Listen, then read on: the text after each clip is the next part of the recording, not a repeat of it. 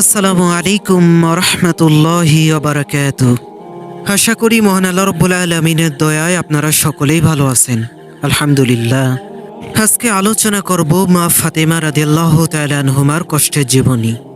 প্রত্যেক মানুষের জীবনে কষ্ট সুখ সবকিছুই থাকবে, তেমনি মা ফাতেমা রাদিয়াল্লাহু তাআলা আনহুমার জীবনেও কষ্ট ছিল। হযরত ফাতেমা রাদিয়াল্লাহু তাআলা আনহুমা নবী করিম সাল্লাল্লাহু আলাইহি সাল্লামের সবচেয়ে প্রিয় কন্যা।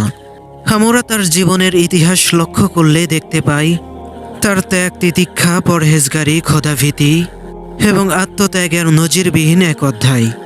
তিনি জান্নাতি নারীদের সর্দার। আজ আমরা হযরত ফাতেমা রাদিয়াল্লাহু তাআলা আনহা এর জীবন নিয়ে আলোচনা করব। সাইয়্যেদা ফাতেমাতু জোহরা রাদিয়াল্লাহু তাআলা আনহুমার জন্মকাল সম্পর্কে বিভিন্ন ধরনের রেওয়াত রয়েছে।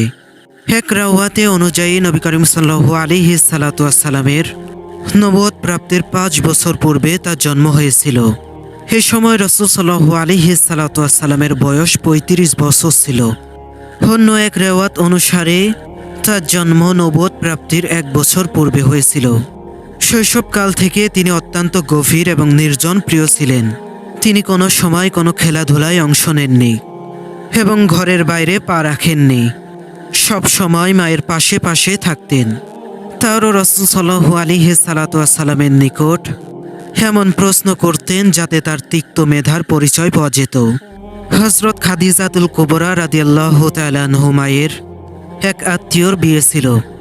তিনি ফাতিমাতু জোহরা রাদিয়াল্লাহু তাআলা আনহুমার জন্য ভালো কাপড় এবং গহনা বানালেন।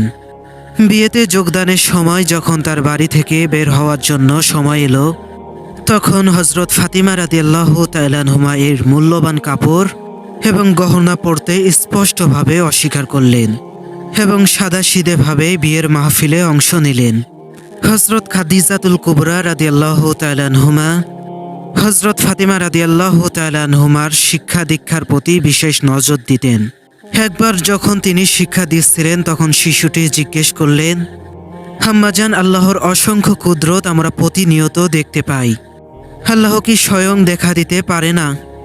তখন মা খাদিজাতুল কুবরা রাদিয়াল্লাহু তাআলা আনহুমা বললেন, হে বেটি, যদি আমরা দুনিয়ায় ভালো কাজ এবং খোদার নির্দেশ অনুযায়ী কাজ করি, তাহলে কিয়ামতের দিন খোদার সন্তুষ্টির হকদার হব এবং সেখানে খোদার দর্শন লাভ করব।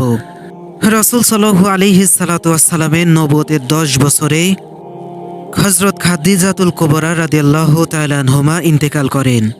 তখন থেকে হযরত ফাতিমা রাদিয়াল্লাহু তাআলা আনহুমার উপর বিপদের পাহাড় নেমে এলো। একবার রাসূল সাল্লাল্লাহু আলাইহি সাল্লাম কাবা শরীফে নামাজ আদায় করছিলেন। তখন কাফিররা অকাজে মেতে উঠল। তারা উঠে ঝুড়ি নিয়ে এলো এবং সিজদারত অবস্থায় হুজুরের পবিত্র গর্দানের উপর রেখে দিল। তখন ফাতিমা রাদিয়াল্লাহু তাআলা আনহুমাকে একজন খবর দিলেন। জনক একজন ব্যক্তি হযরত ফাতিমা রাদিয়াল্লাহু তাআলা আনহুমার নিকট এসে বলল, তোমার পিতার সঙ্গে কাফেররা এই ব্যবহার করছে।